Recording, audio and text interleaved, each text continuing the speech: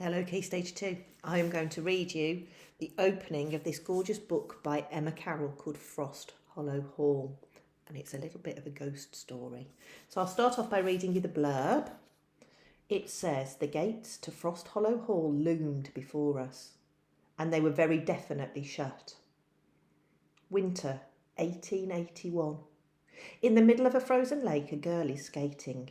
She's not supposed to be here. No one is. Not since Kit Barrington drowned at Frost Hollow Hall 10 years ago. But the dead don't scare Tilly Higgins. The ice is thin. It cracks. Suddenly she's under the water drowning. Near death, a strange spirit appears to her. A boy so beautiful Tilly's sure he's an angel. But he's a ghost. A very troubled ghost. And he desperately needs her help. So, let's see how it starts. So it starts with an extract from a newspaper dated Tuesday the 7th of February 1871, and it's the Coombe Vale Chronicle. It's titled A Terrible Tragedy. A most terrible incident has occurred at Frost Hollow Hall, the country estate of Viscount Barrington near the village of Frostcombe. Lord Barrington's only child, Christopher, died tragically yesterday afternoon whilst skating alone on a frozen lake in the grounds. It appears that he fell through ice too weak to bear his weight and came to grief in the cold water. The alarm was raised some hours later when he failed to return for dinner. His body was then discovered close to the edge of the lake. Lord Barrington is said to be devastated. Lady Barrington lies in a perilous state under the care of doctors. The Honourable Christopher Barrington, known as Kit, was heir to Frost Hollow Hall and a popular fellow in the Frostcombe area. The village is in deep shock at his sudden and untimely death. And then the opening of the story is set 10 years later, winter 1881. Chapter 1 is called The Dare. I was proper fed up with waiting. I'd been on lookout now for 2 whole hours and there was still no sign of Pa. At every noise my spirits rose, only to be dashed as I glanced at the clock. He was late. 2 hours late and getting later. Outside, the frost hadn't lifted all day. It coated the inside of our window pane too, so it was a job to get a good view of anything. Just to look decent, I'd kept on my best Sunday frock, though the fabric was thin and I was shivering cold. I'd even had a go at tidying my hair, and now that was escaping from its plaits. Nothing was going to plan. For flip's sake, Tilly, do something useful, said Ma irritably as I flopped down into my seat for the 1000th time. Shame you're so useless at sewing, or you could help me. And take that smart frock off. It's only Pa coming home, not the Queen, said my sister Eliza, who couldn't sew either, though no one seemed to mind about that. I shot her a look, but didn't bite back. In truth, I was too distracted to care. Pa was due home today from a stint on the railways. There'd be money at last, which would put food on the table and pay the rent that we owed. More importantly, he'd have kisses and kind words for me. A sudden noise and I jolted out of my seat. Someone was at our front door. It wasn't a proper knock. It was a low, secret sound, like an animal scratching to get in. And it seemed I was the only one who'd heard it. My heart sank. It was too quiet to be Pa. The noise came again. It was louder now. Eliza looked up from the fire. That's someone outside, Tilly. Seems so, I said. Find out who it is then, she said, and shooed me like I was some sort of servant. I turned to Ma. Do I have to? She didn't answer. She was staring at the door, her lips set tight. I knew that look, and it made my heart sink more. It wasn't Pa she was thinking of, but the overdue rent and the landlord who came knocking for it. Chances were it was him again. Tell him I'm not in, said Ma, when clearly she was. I went to say so, but Ma raised her hand. Just do it, will you? I didn't much fancy a clout round the ear, so I made for the door. I opened it just a sliver. The air coming in was bitter cold. It wasn't the landlord stood there. What I got was the back view of a person jiggling something under his coat like he was just about to drop it.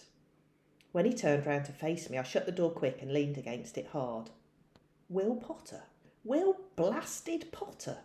What the heck was he doing here? Tilly, he hissed at the keyhole. Come outside, won't you? My heart started going like the clappers in my chest. Tilly, you there? I prayed he'd go away. He'd been clowning about in church today, singing stupid words to the hymns and pulling faces all through the sermon. Annie Woods and Hannah Brown had giggled under their bonnets, daft things. I swear, I'd looked the other way. God help me if I'd actually smiled at him without thinking. Eliza was watching me. Who's out there then? She said. No one much, they've gone now. Good, said Ma, clearly relieved. Eliza waited till I'd moved back to the fire, then fixed me with a wicked stare. So why have you gone all red? I ain't, I cried, feeling my face go redder still. And then Will Potter knocked again, a proper rat-a-tat-tat this time, so the whole world might hear it. Eliza was the first on her feet. I grabbed her arm. Don't answer it! Why the heck not, she said, laughing. It can't hurt, can it? Just wait a bit and he'll definitely go away. He? Quick as a flash, she lunged for the door. Eliza, no, I cried. Leave it. God's teeth, I didn't even like Will Potter. He was far too sure of himself, though it seemed I was the only girl in Froscombe who'd noticed. Now Eliza threw the door open wide, making Ma cry, keep the heat in! And so Will Potter was asked inside. Immediately, our one downstairs room looked smaller. I saw Will taking in the low, dark beams, the threadbare rug before the hearth, and the turnips in a basket on the dresser. The only tidy thing was our table, covered in neat piles of mending work that Ma took in from the village. It paid little and hurt her eyes, but even on a Sunday she sewed. I felt hot and angry all at once. What did Will Potter know about being poor? His pa owned the butcher's shop, and he'd built a smart brick house on the edge of the village where the Potter family lived. In our house, we didn't even own enough chairs for us all to sit down at the same time. Will ain't staying, I said, as Eliza beckoned him into my seat. Yet he'd already taken his cap off, so his dark hair stood on end, and his face was one big, smarmy smile. He was still shifting something about under his jacket too. I wanted to die on the spot. You come for our Tilly then, said Eliza, smirking. She's looking smart today, isn't she? Maybe she was expecting you all along. No, I weren't, I cried. But she winked at Ma, who was starting to see the funny side of things. I wondered how their mood could lift so fast, when just the sight of Will Potter made me feel 10 times worse. Not that he'd even noticed. I have come for Tilly, yes, he said, mighty sure of himself. I ain't going nowhere. And I meant it, for boys never looked twice at me. I was a small, skinny creature with a face full of freckles and wild dark hair that wouldn't stay put. Eliza was the handsome one. Ma always said it, and Eliza certainly thought it. Pa was the only person who'd ever called me pretty, though I reckoned he was just being nice. Besides, Will Potter could have his pick of the girls. What the heck could he want with me? I decided he was only here to make mischief. I didn't trust him an inch. That ain't very friendly, Tilly, said Eliza. You be nice to Will. But I can't go, I said, and not just because it was Will Potter asking. Pa would be home any moment. I couldn't possibly go out now. Course you can, said Ma. It'll stop you moping round here all afternoon. Only don't get into no trouble. But Pa will be here soon, I said. Ma snorted. I wouldn't hold your breath. I didn't like her saying this, not in front of Will, and that sinking feeling came back, all cold and hard in my chest. Will turned to go. Well, if I can't tempt you, he said. Slowly and stealthy, so only I could see, he opened up his jacket an inch or two. I couldn't resist a quick peep inside. There was leather, a buckle, something pale, the colour of wood. I'd not the faintest idea what it was. He must have read my frown, shifting the thing so I saw it better. Silver blades glinted back at me from the dark inside of his coat. I knew at once, and my heart leapt. Ice skates! I looked right at him. Dare you, he mouthed. My mind began to race. I'd heard plenty about Will Potter's stupid dares, jumping off bridges and riding horses bareback in their fields, the sorts of things a great big show-off would do. But I couldn't imagine for 1 second those daft girls in church being up for such a lark. I was.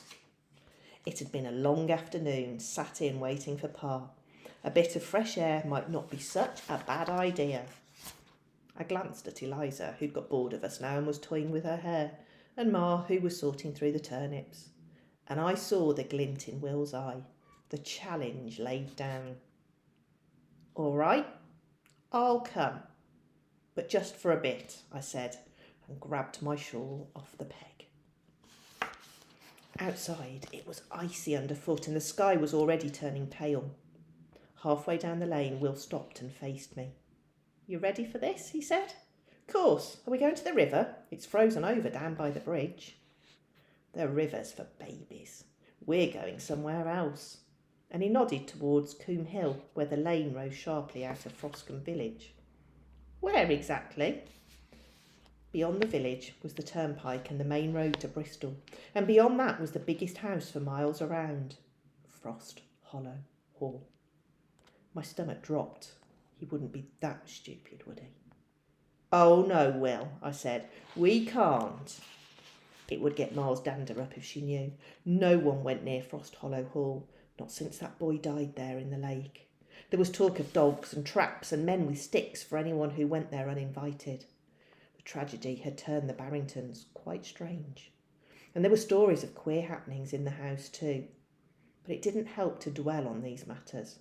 I felt edgy enough already. Thought you was game, said Will. Perhaps I should have asked your sister instead. I was right about him. He really did only want to make mischief. Not that I was about to go home again, whatever Will Potter thought, because more than anything else, I was dying for a go on those skates. And that's where we're going to stop. If you want to read more, that is the book, Frost Hollow Hall by Emma Carroll. Goodbye.